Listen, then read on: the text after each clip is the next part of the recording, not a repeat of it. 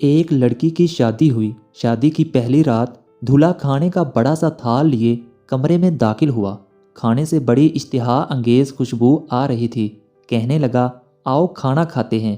بیوی بولی، میں نے دیکھا ہے تمہاری والدہ نے بھی کھانا نہیں کھایا، ان کو بھی بلا لو، پھر مل کر کھاتے ہیں۔ شوہر نے کہا، وہ سو گئی ہوں گی، انہیں چھوڑو، ہم دونوں کھاتے ہیں۔ بیوی اصرار کرتی رہی، پر وہ اسی بات پر بضد رہا کہ امی کو رہنے دو۔ جب بیوی نے شوہر کا یہ رویہ دیکھا تو اسی وقت طلاق کا مطالبہ کر دیا۔ شوہر بڑا حیران ہوا اس کے مطالبے پر۔ اس نے بڑا سمجھایا لیکن وہ اپنی بات پہ ڈٹی رہی، یہاں تک کہ طلاق ہو گئی۔ دونوں الگ ہو گئے، پھر دونوں نے دوسری شادیاں کر لیں۔ 30-35 سال گزر گئے۔ عورت کے بیٹے ہوئے، بہت محبت کرنے والے، ماں کا خیال رکھنے والے، بہت آسودہ حال تھی وہ۔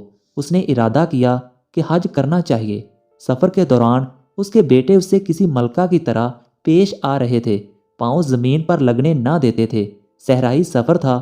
راستے میں ایک آدمی پر نظر پڑی جو بہت بری حالت میں، بھوکا پیاسا، بال کھچڑی، کپڑے پرانے۔ اس عورت نے بیٹوں سے کہا، جاؤ دیکھو کون مسافر ہے، اسے اٹھاؤ، ہاتھ منہ دھلاؤ، کھانا کھلاؤ، پانی پلاؤ۔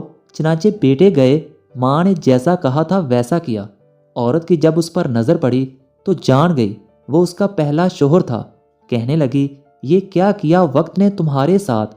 بولا، میری اولاد نے میرے ساتھ بھلائی نہیں کی۔ عورت کہنے لگی، کیوں کرتی کہ تم نے والدین کے ساتھ برا سلوک کیا تھا۔ میں اسی دن جان گئی تھی کہ تم ماں باپ کے حقوق ادا نہیں کرتے، اسی لیے میں ڈر گئی کہ کل کو میرے ساتھ بھی ایسا ہی ہوگا۔ یہ دیکھو آج میں کہاں ہوں اور تم کہاں۔ ماں باپ کے ساتھ برا سلوک اللہ کی نافرمانی ہے۔